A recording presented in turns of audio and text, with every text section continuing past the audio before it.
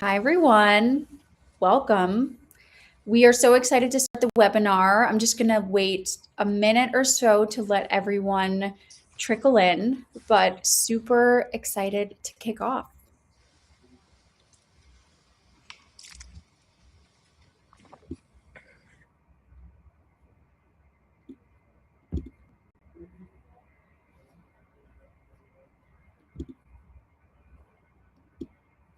As everyone trickles in, I am going to prompt our first poll, which I will chat about as we dive in, but I kind of want to get everyone's consensus here and kind of start these.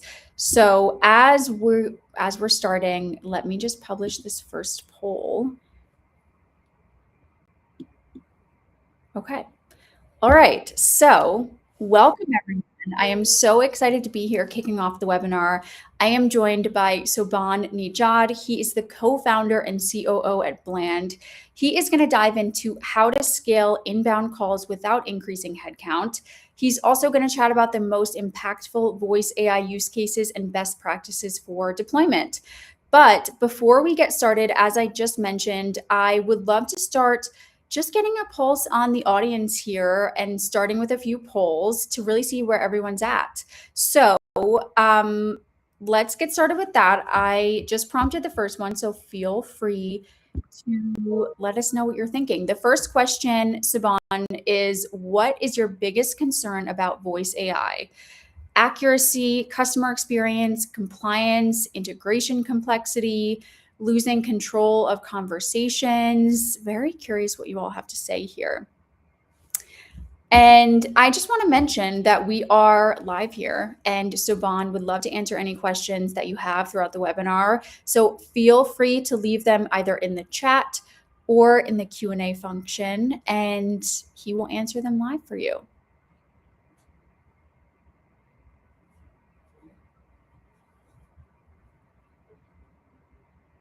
All right, we're seeing the biggest concern right now for 61% of our audience is customer experience. So the second one I see is accuracy. And then we're seeing a few people say integration complexity, losing control of conversations. So really across the board here. And so Bond's going to dive into really how we can leverage technology with confidence and ensure that we are integrating voice AI in a way that aligns with the customer experience and the customer journey. And so we'll definitely dive into a lot of these topics that are outlined in the poll here. I want to prompt one more poll before we get going. So I'm curious about, I think I'm going to choose this one. What is your biggest inbound call challenge right now? So let me publish this poll. We'll get some insight here, and then Soban can cover a lot of this and what he has to say. And as I mentioned, we will be doing some Q&A, so feel free to leave questions in the chat. So the few responses that we have for biggest inbound call challenges right now: after hours coverage, long hold times, high abandonment rate, rising cost per call, high agent turnover, and staffing costs. So right now we're seeing a tie between rising cost per call and then high agent turnover and staffing costs. So a few challenges here. I mean, certainly rising cost per call, that makes total sense and something that voice AI can certainly help with. High agent turnover and staffing costs, definitely a challenge. I mean, we see in our own research, attrition it's not going away anytime soon. And the less experience that an agent has, the more, challenges arise. So certainly I would imagine huge challenges for everyone on this call right now. So why don't we get started, Saban? I would love to pass things over to you to dive into some of these challenges and share a little bit more insight on voice AI and what you're doing at Bland. And then I will rejoin upon any questions we see come in. Okay, that sounds good. Thank you so much for the introduction and for teeing up the conversation today. So just to reintroduce myself to the group, my name is Saban. I'm our co-founder and COO here at Bland. Really excited for the conversation today. Let me go ahead and start screen sharing as we get into it. And so at a high level, focus today is going to be how do you scale your inbound calls without scaling headcount? And the really exciting thing today is we are at this inflection point, this moment in time where LLMs are not only reliable enough to put into production, but we can actually drive meaningfully better customer experiences at lower cost and ultimately enable businesses to scale far more aggressively and quickly without needing to scale human headcount. So the question though always is, okay, well, everyone's talking about kind of this magical technology that can do everything, but how do you actually put these conversational agents into production? How do you do that safely and securely? And most importantly, as the poll showed, how do you do it while maintaining an amazing customer experience and make sure that your conversational agents you deploy are actually operating at that gold standard bar that your very best human agents operate at as well? And so really excited to get into all those topics today. Just a quick introduction to Bland though, as we get started here. Bland is a Series B company. We have raised over $65 million in total funding. We serve over 250 enterprises, including companies as big as Fortune 20 financial services companies. And we're backed by some amazing investors like the founders of PayPal and Twilio, Emergence Capital, and Y Combinator. And so as we get into it today, just again, high level on Bland, there's really 4 core pillars to Bland that make us very unique. And the first is the full infrastructure ownership.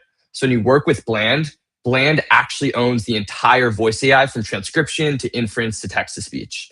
The typical approach in the market today is to chain together a bunch of third parties. We're going to talk about why that's a mistake and why that leads to worse performance.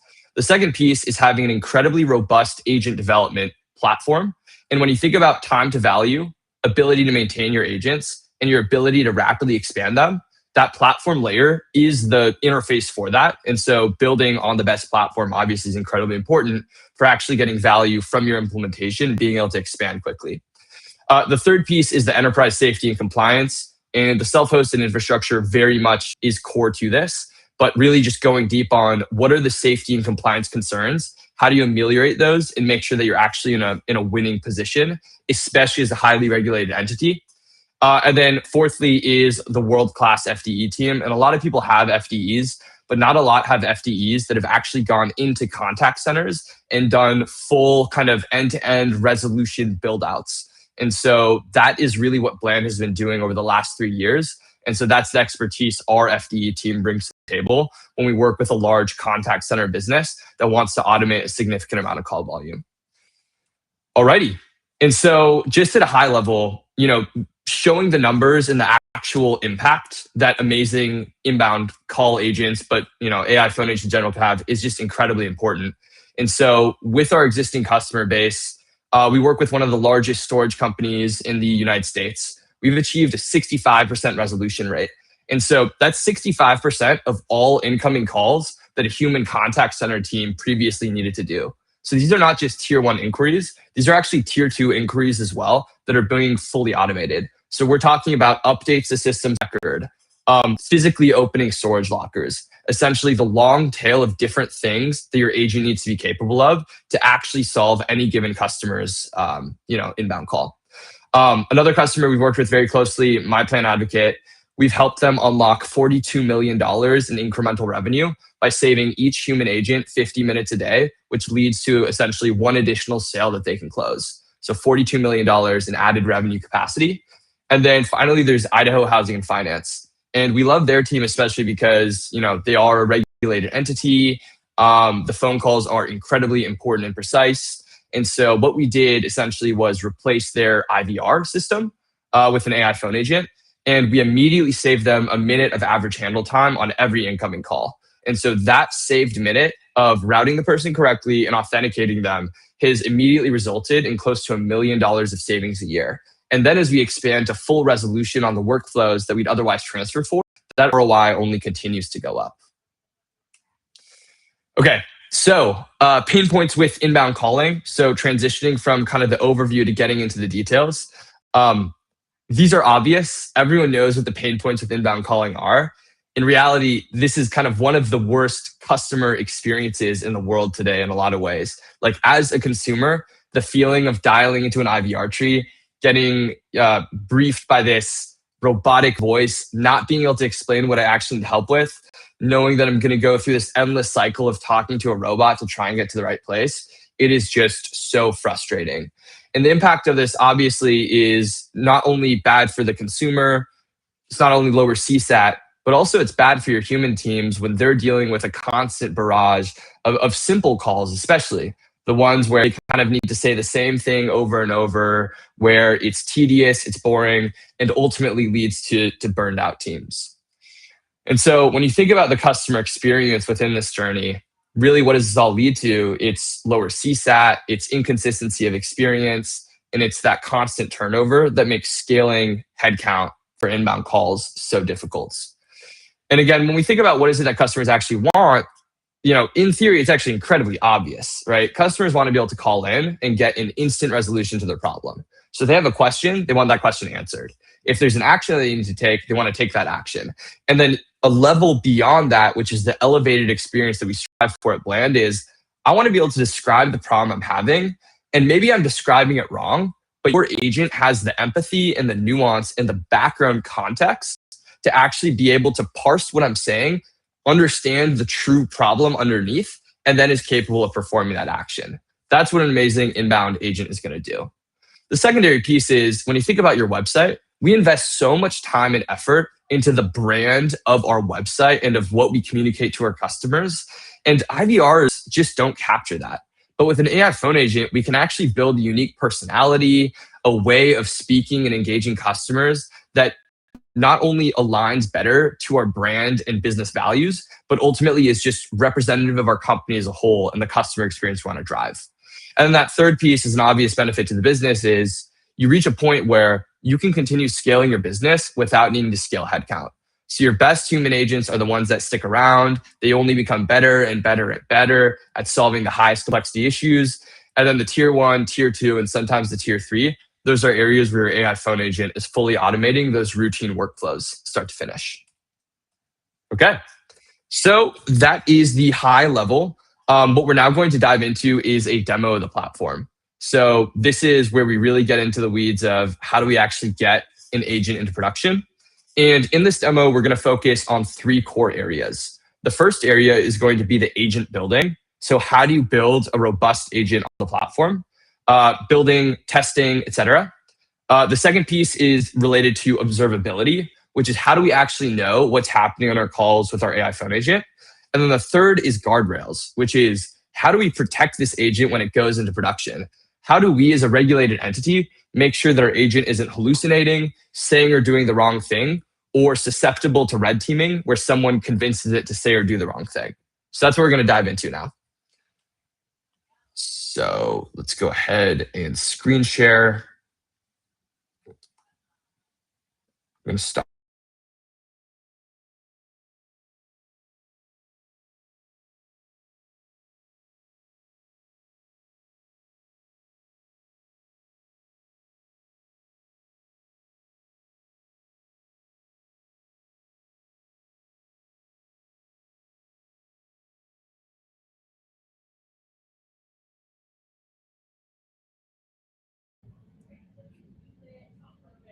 Alrighty.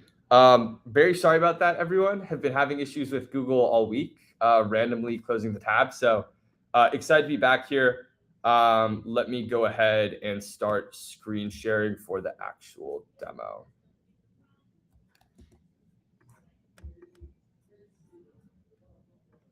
Share.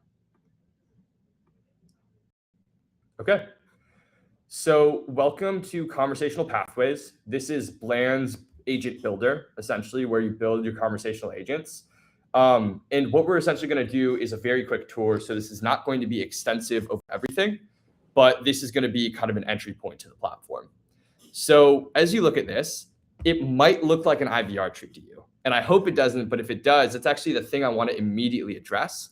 Because what you see here is in our agent builder, there is this kind of linear workflow that we're building here for the path our agent is taking. The crucial difference, though, is as I open up one of these steps, you're going to notice that there's this big prompt. And this prompt is essentially setting the foundation of background info that our agent is going to use to empathetically ask questions and ultimately solve people's problems.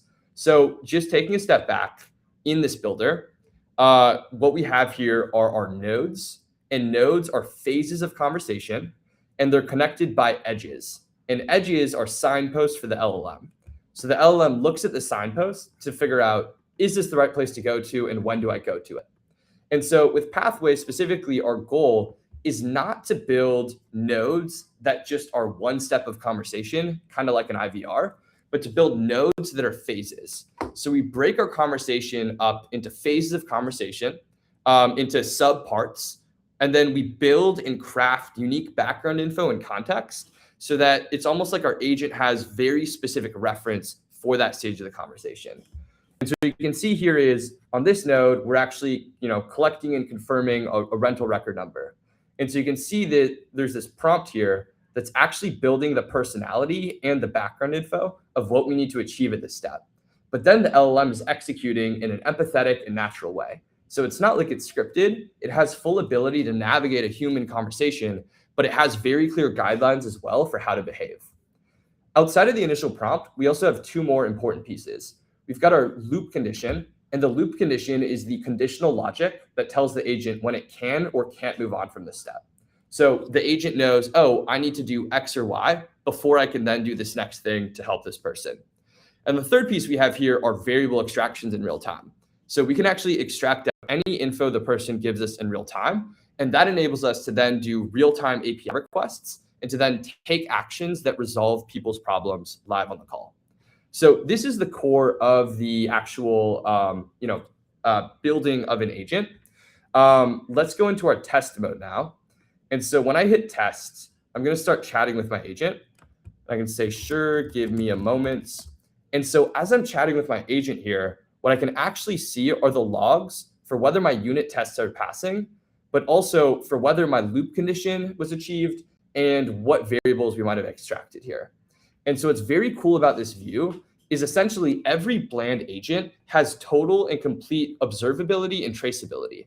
So when our agent says something, whether it's the right thing or the wrong thing, we know the exact specific prompt it was following, and then I can go to that prompt and tweak and update and improve it however I want. Okay, few more areas to dive into. We have this global prompt here, and this global prompt sets the overall building, who our agent is, who our company is, and this enables us to create essentially a global guidebook so that regardless of what phase of conversation our agent is at, it kind of has this holistic context. And then another thing that I'm very excited to share is norm. And so essentially over the last 3 years, our team of voice AI experts have led implementations everywhere from mid-market to Fortune 20 enterprise. And through this process, we have developed extensive best practices for what an amazing AI phone agent sounds like and looks like. And crucially, many of our users do not know how to prompt very effectively because voice AI is just its kind of own unique realm for the types of prompting and outputs that you need to get. However, we have embedded all this learning and knowledge into our AI assistant who can actually generate and completely update and change your pathways for you. So essentially our new agent builder autonomously can make changes and updates for you, and then your team can review those and make sure they're good. But the quality of prompting and building of agent is exceptionally high. So that is the core of our agent builder platform of Pathways. And this is where you build, iterate, and improve your conversational agents. The next thing to dive into is citations. So let's take a look at citations. Citations are what we use for observability. So beyond the raw metadata that we get from every call, it's also incredibly important that as a contact center team, you can ask specific questions about conversations to understand what happened. For example, what was the caller's name? What was the category of issue? What is a summary of the issue? That's what citations let us do. And so what you can see here is we have these variables that have their name, their type, and their description. And then when the conversation ends, for every single phone call we do, we're going to run the citation schema, and we're going to extract out all of this information and provide it to your team. And so this gives you full observability and fully customizable observability into every conversation. What makes citations especially unique, though, is they not only will run an LLM analysis to extract the data, but they are also referenceable, meaning they give you a timestamp for the audio and the actual quote that was used to generate the answer. And so essentially what makes citations so much more powerful is many platforms will give you AI analysis, but it's a black box. You don't really know where your answer came from or why it was that answer. Bland gives you the ability to directly verify every single output in your post-call analysis so that you can trust and rely on it. Okay. Third piece here is compliance and policy management. Essentially, these are Bland's guardrails. And so what guardrails do is they sit on top of every single phone call that you do in real time. So they actively monitor every single live call, and they are actively looking out for any potential violation from a compliance or privacy or any other kind of standpoint. And so your team can define, hey, here are these specific situations that we are concerned about. This can be for red teaming, prompt injection, it can be customer swearing. And then the guardrail hovers over the call, actively monitors, and in real time spots bad incidents. And then it can take over the call and force a call transfer, a hang up, or executing any kind of custom action to ensure that you never have a compliance or other kind of issue that happens on a call. And so we enable our customers to define these custom, or we do it for them, but we also have a built-in set for TCPA. So if you're doing outbound calls, for example, there are very specific TCPA regulations that you need to be following, and Bland provides those specific guardrails out the box already. Okay, I'm going to pause there for a moment as we come back into the presentation. So, Bon, I wanted to take a moment here to answer or ask you some of the questions that we've been seeing in the chat. Some really great ones here. So the first one I have are, what are best practices to not increase call volume while giving better service in the IVR? I think that question is kind of centered around the idea that, how can we make sure that when the caller says agent, that the AI agent, it doesn't just send them to a human? How do we kind of navigate that challenge? Yeah, I mean, the experience piece is so key. So if people call into your contact center and your AI phone agent sounds like an IVR system, you're going to have people do that. So the trick here, we talk about kind of pattern interrupts. It's the difference between a really long and formal intro versus saying, hi, this is Stacy, how can I help you today?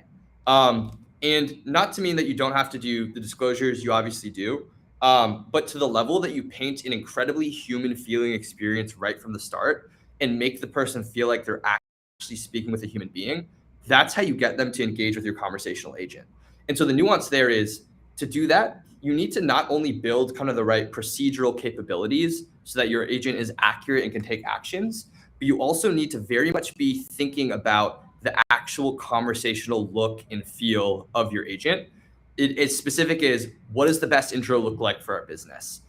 How do we make it feel like from the start they're actually speaking with a human being?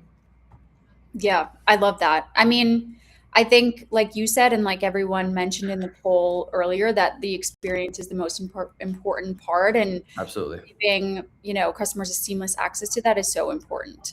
One other question that I have here, and then I will hand things back to you. And of course, like I said, any questions, please leave them in the chat. We are live here.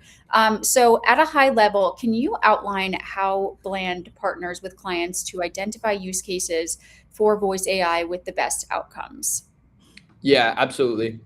So, when we work with our customers, very much is a partnership. We're needing to really deeply understand the details of their business, their customer base, et cetera. Typically in that process, there's some level to which our customer comes to us. They have specific pain points, conversations that are top of mind for them to automate. What we're looking for early on is that intersection of low-hanging fruit and real tangible customer value. Essentially, the first thing we want to do is just get a voice agent into production that is driving customer outcomes and value. And we're typically looking for narrower scope. We're looking for simpler use cases. And the reason for that is your customer base has never interacted with an AI voice agent before, most likely, not a good one at least. It's a new technology for your business. And so we want to make sure that early on, we're driving an instant impact and instant value. And many times what that actually looks like is just replacing the IVR for press 1 for this, press 2 for this, with just a really natural sounding routing agent. Then from there, expanding to something like, hey, let's do the authentication as well. So we'll do an authentication, and then we'll do a warm handoff to the human agent. And then from there, what's beautiful about that type of implementation path is we're getting all the incoming call volume. So we can actually really clearly see what are the next lines of volume that would be most impactful for us to automate. So that instead of them having to get transferred to a person, Bland can just automatically drive that resolution. So we're essentially looking for that bucket of highest resolution rate, X, how long will it take to implement and build? Luckily, as well, with the pace LLMs are moving at, the pace at which you can build the net new use cases is also significantly faster. So when you look at Norm, our AI assistant, Norm can spin up a new agent that does a new task incredibly quickly, which essentially means that the implementation speed as well and the pace at which you can continue expanding your agents is also dramatically improving. We have one more question, and then I'll let you finish your presentation from Chad. What is the biggest mistake you've had a customer make when trying to implement? Wow, that's such a good question. Classic buckets. I'm trying to think of biggest. I think the biggest fundamental problem that can occur is when there's a disconnect between the team that's implementing the technology and the people on the ground level doing the phone calls. And so the best way to solve that kind of disconnect is making sure that you're not just assuming that the phone calls work a certain way, but you're actually going in and listening to them, speaking to the people on the ground, and making sure that when you're building kind of like your integration diagrams and your kind of full call scope, that that's grounded in what's actually happening on the ground floor. That is by far the biggest thing. I'd say there's a lot we can talk about there. I'm just going to stop there. Yeah, thank you so much. And I will be back for any other questions, but thanks so much, Saban. Yep, absolutely. Okay, so let's continue on in the presentation. Just going to switch tabs.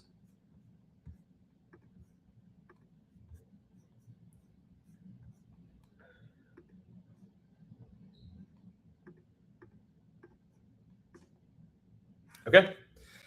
So just as a quick recap of the platform, we talked about the ability to rapidly build, test, iterate very robust conversational agents. We talked about the observability via citations to know what's happening every call. We talked about guardrails as well. And the one area we actually didn't talk about, which we're very excited about as well, is with Bland, we have rolled out both SMS and web chat. Crucially, we are building omnichannel, not where each different channel is kind of its own separate one, but in a way where it's almost like you have one AI concierge where it's the same person you're talking to across all channels. So we have this idea of a contact in your phone. Imagine if your airline or your bank said, hey, here's our contact, call or text us anytime, and you're going to get the same person who's immediately available to help you, to solve your problem, and to resolve it. That's what we're building. So with SMS, we actually have blue SMS features. So it feels like, like an actual person on an iPhone. And that pairs directly with your phone calls. So if you text or call that persona, that's what we call our agents personas. That persona across SMS and phone calls will have the same exact conversation memory. So it feels like you're talking to the same person who has that same context across every conversation you do with them. But so that's kind of the overview of the platform. And so ultimately, really where we pride ourselves at Bland is while most voice agent implementations fail, with Bland, we very much deliver in production. And the reason for that ultimately is the reasons listed on the slide, which is the modular prompt architecture. So being able to be very clear about where is the LLM driving a natural conversational experience, but then when you're doing API calls, integrations with systems of record, and taking actions on behalf of customers, making sure that those rule sets are defined to work the same way 100% of the time so that you don't have hallucination, you don't have customers thinking a problem was solved when it wasn't. The second piece being the monitoring and the observability, ultimately being able to really understand every agent output and where it came from.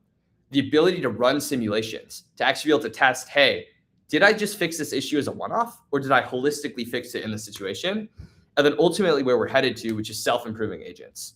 And self-improving agents is an idea that might seem somewhat far-fetched because even though people talk about AI kind of being this omniscient self-learning thing, the reality is, especially when you're building procedural workflows, what you're essentially doing is building custom and nuanced prompts for different phases of conversation.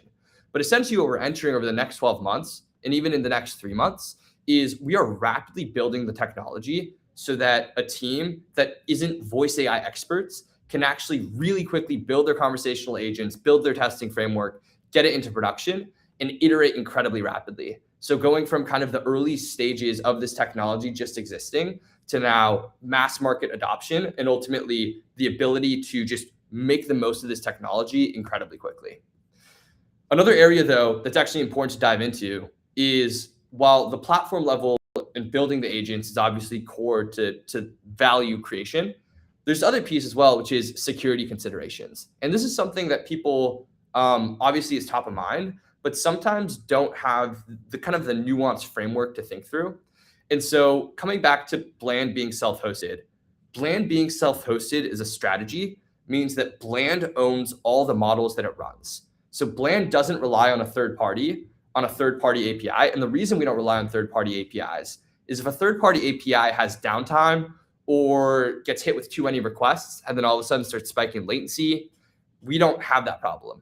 Or similarly, when it's a third-party API, that third party can update their models whenever they choose to. And OpenAI has done this in the past where they change some type of policy level and then all of a sudden outputs are just simply different than they were before.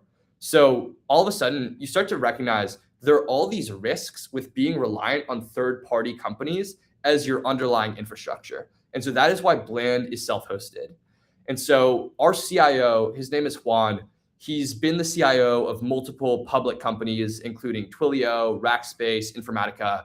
And part of the reason why Juan joined our team was specifically because of the self-hosted infrastructure and understanding that Bland doing that uniquely, the value that brings at large enterprise scale to ensure that you have the most robust, safe, reliable voice AI agents as they're going into production. So as we talked about kind of the business impact that is possible, we're just going to go ahead and play this video. And let me make sure sound is sharing as well before we do this. Okay, I think this will work. But if people could just message in the chat if the audio is This is Emily from My Plan Advocate. Ooh, I'm hearing some echo. Let me try. Audio's good, Saban. Audio's good? Okay, just for me then. Let's play it. How can I help you today? I was calling about my Medicare plan. Awesome. Just so I know how to help best. Do you already have Medicare Parts A and B? Before we were using Bland, the biggest challenge we were facing was a significant number of the inbound calls that we brought in were unqualified for our agents to work. Bland was a perfect opportunity to help qualify calls to make sure that any call that makes it to one of our licensed advocates is qualified enough that a basic sale can be made. An average call at our call center can be anywhere from $15 to $70. So every time that we don't have to pay for one of those when it's not qualified, we save thousands of dollars in marketing spend a day, and it adds up to millions when you bring it to an annual basis. The ROI is quite impressive.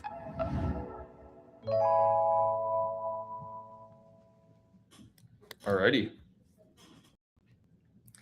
And so ultimately, as we're getting towards the end here, when we partner with our customers, what we are actively seeking is a path to value in 30 days.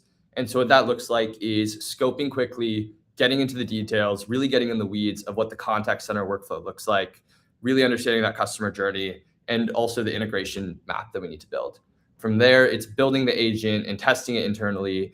We have a very special testing process that not only does red teaming and green teaming, meaning trying to break the agent and treating it nicely. We also do this thing called gray teaming, where we actually get into the details of pretending to essentially be real customers and the nuances of those calls.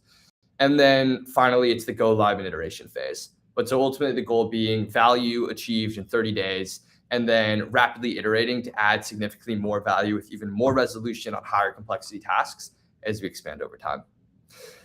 So with that, let's shift into the Q&A. Okay, I'm back. We have some really good questions. I'm actually excited to ask you these. Okay, so I want to start actually by mentioning though, that we have a really great content piece that aligned with everything that Saban talked about today. And it is called The Guide to Replacing Your IVR. So for anyone who wants access to that, please comment in the chat yes, and we will make sure that you get that. And again, we're answering some more questions, so feel free to leave those.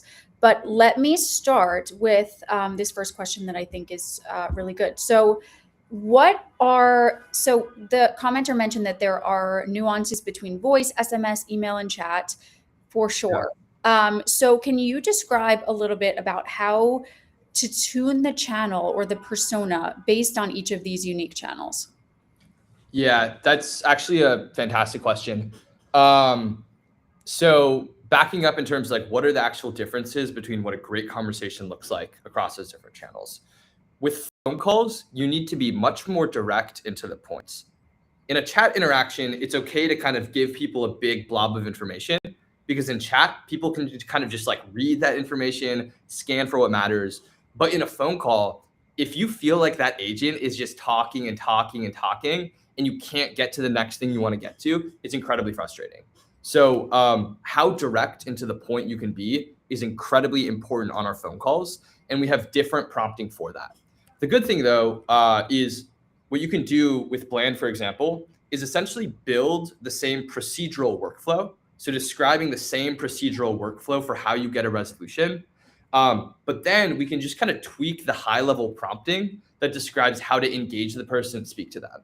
So you can essentially take your existing flows one-to-one without needing to make large modifications. And then what you're prompting for is just the differences in tonality.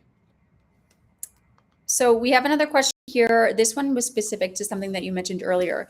They said, is that true iMessage integration RCS? Any comment you have on that? Yes, it is RCS. So RCS capability is built in. And then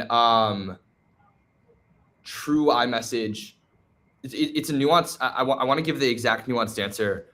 We have the ability to send with the blue, like blue messaging, but from the perspective of how that is unlocked, I don't have that exact answer. Okay. All right, moving on. We have a follow-up question actually to the one about the biggest mistake. So they mentioned, if I understand correctly, deployment isn't plug and play. It requires ongoing optimization. So what specific mechanisms do you recommend to prevent performance drift after go live? And how do you measure success beyond just containment or handle time metrics? Okay, yeah, so much nuance to get into there. We have built in regression testing into our platform. And our regression testing is built in a way where you enter a workflow where you see what your agent did and you don't like what it did. And so we let you say, like, what should the improvement be? What should the right behavior be? And then we test and show that that right behavior is happening not just on this call, but on past calls as well. That's the first part of the workflow. The second piece, though, is once you fixed a problem, we actually let you automatically build in regression tests that then ensure in the future that issue won't happen again. So that's how we prevent drift. So essentially, the idea is if an issue happens once, you'll catch it, you'll make the change, and then it won't happen again because we've built in the regression testing to ensure that as you continue tweaking those prompts, that issue doesn't happen. So that was the first part of the question. What was the second part? The second part was, how do you measure success beyond containment or handle time metrics? Yeah, so we don't look at containment at all. We don't like containment actually is a word, because containment is this idea of preventing people from getting to the contact center. Our primary metric is resolution rate. So we are fully optimizing for resolution rate to actually solve the person's problem in the immediate time when they call in. So resolution rate is the focus. And the way we measure that is with our citations, which essentially look over the call and tell us, what happened in this conversation. Did we get to a resolution, et cetera? And then for our customers, if there's other value metrics that they really care about beyond the ones we have out the box, we can, again, configure those as well to track them. Okay, next question I have here. In this short amount of time, which I'm assuming they're talking about the 30 days that you outlined there, how is it possible for you to do rigorous simulation testing? Okay, so when you think about testing, the reality of putting any conversational agent into production is your internal testing will just not be the same as actual people speaking with agents. The way that we make sure we are still in a very strong position before we go live is we outline the worst case scenarios, which are what are kind of the bad scenarios that we never want to have happen on a call. And we test for those. We also test for what is the actual expected flow of behavior, and we make sure that's happening as well. That's what we talk about: red teaming, green teaming, those two things happening.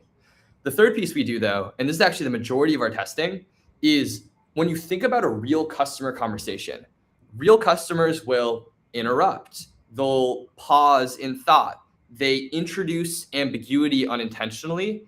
There will be background noise. That's what we call gray teaming.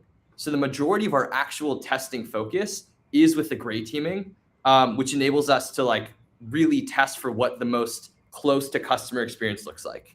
And then from there, the goal should be to get into production and iterate rapidly. Because ultimately, a common mistake we actually do see is people over optimizing on internal testing, where their internal callers act a certain way, and then they optimize for that kind of behavior, but then it doesn't actually match the real customer base. So that's why getting into production quickly and safely is so important, because once you're in production, that's where you can make the tuning to make it better and better. Like, for example, essentially going from an entry-level employee, which is kind of doing the calls for the time, to becoming a pro. That's the kind of improvement that you see once you go into production and then start iterating rapidly. Okay, another great question that we have here. If you are at a company that does not currently offer this function, but are looking into it, do you have a guide on how to help walk end users through providing or proving actually a business case? Approving a business case. That's really interesting. I mean, what I'd say is, we always are kind of sitting down with our customers and ask them these questions to understand, okay, what is the cost involved? What is the customer pain, et cetera? And then we do have our own kind of framework for how we think about value creation and helping a customer with that. So what I would say is if someone has that kind of question, they should reach out to us and we can sit down with them and help them paint that ROI picture. Definitely. I love that. Another question, do you integrate with Salesforce?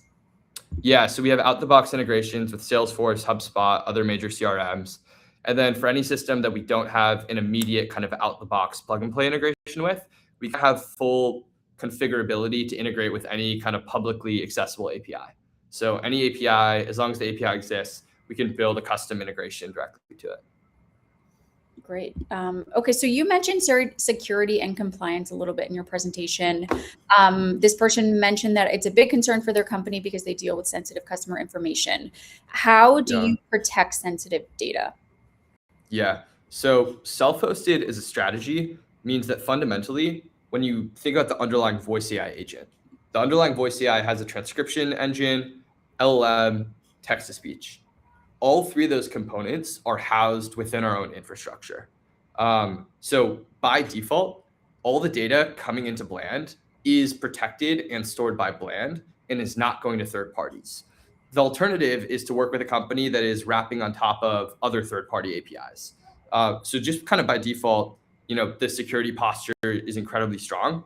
That's what's enabled us to serve public healthcare companies, public financial services companies, Fortune 100. Beyond that, we can also do, in VPC on-prem deployments as well for our customers. And then we are, SOC 2, Type 2. We are in a state of compliance with HIPAA as well. We have BAs with all our sub-processors, et cetera. So very buttoned up from a compliance standpoint. Great. So another question from someone who is a little bit more, a little bit further on in their journey. They said they've implemented other voice AI systems in the past, but it felt like a black box. How is Bland different? Yeah, the core difference with Bland is every time our agent makes a decision, says something, a loop condition is evaluated, there's a very specific prompt for that behavior. And so we give you full observability into the exact instruction your agent was following. And then it's a white box platform. So fundamentally, your team can go and see every single prompt, can directly tweak those prompts, can then run simulations to see, did we actually solve the problem? And then you can build in regression tests. And those regression tests lock in the behavior to make sure it doesn't happen again. Okay, last question I have here, and then of course we still have 15 minutes here, so if anyone has any final questions, happy to address those as well. The last one I have here is, sorry, just finding it. Can you handle outbound calls or only inbound calls? Yeah, outbound and inbound. So Bland has an extensive API. You can dispatch calls, call campaigns, or individual one-off calls. But the TLDR is yes, both inbound and outbound. Okay, perfect. All right. Well, I don't see any other questions here. I mentioned earlier, but just want to reiterate it. For anyone who is interested in learning a little bit more, Saban and his team has a guide to replacing your IVR. So anyone who wants access to that, say yes in the chat, and we will be sure to send that over. But thank you all so much for joining. And thank you, Saban, so much for all of your insight. It has been such a pleasure. We do have one or two more questions, actually, now that I'm looking. So we can dive into those, and then we'll do a final close off here. So does your software provide visual engagement tools? What are visual engagement tools? I'll let that person comment. Yeah. Their response there. If you want to talk a little bit on some winning use cases for outbound using AI. So yeah, I mean, the immediate one is like fast lead qualification. So if you're in a competitive market where a customer is filling out a form, maybe multiple forms, the initial winning use case that's really low hanging fruit is just dialing those people immediately, qualifying them, and then transferring them over to a more experienced salesperson, essentially. That's kind of the first use case that's top of mind. What we've been able to achieve, though, is not only doing that in B2C, but actually doing B2B lead qualification. And that is some of the most kind of complex, high touch conversations that we do. But for example, one of our customers is a public company where we are essentially calling their B2B leads. So these are other companies that are expressing interest and being able to build that channel. So essentially it's an AI SDR, like truly doing what a human SDR would do. That type of implementation is way more complex and nuanced when you think about the business context and quality you need to achieve. But that is kind of the type of winning outbound that we've done, where at this point, our conversational agent is actually outperforming the average human SDR. And the reason is, SDRs are fresh out of college. It's a relatively new role. And so what we can actually do with an AI phone agent is we can essentially make it better at following the BDR process of asking the tough questions and following up with people. And we can tweak and like really perfect those conversations, which is why we've been able to achieve that level of success. Okay, I have a follow-up from the visual engagement tool. So Ramon was talking about visual engagement, and he meant that while speaking with a customer, they can actually look at their phone to be guided on what needs applying for tech support type of calls. Totally. So what that looks like, for example, is being able to send a text message live during the call, or being able to text and then go into a conversation flow. So the answer there is yes. So our personas are able to do that, where essentially you can be on a call and then texting them photos or information that you want them to have access to. Great. Okay, Julian has a question. What percentage of calls typically escalate to a human in production? It really depends on implementation maturity.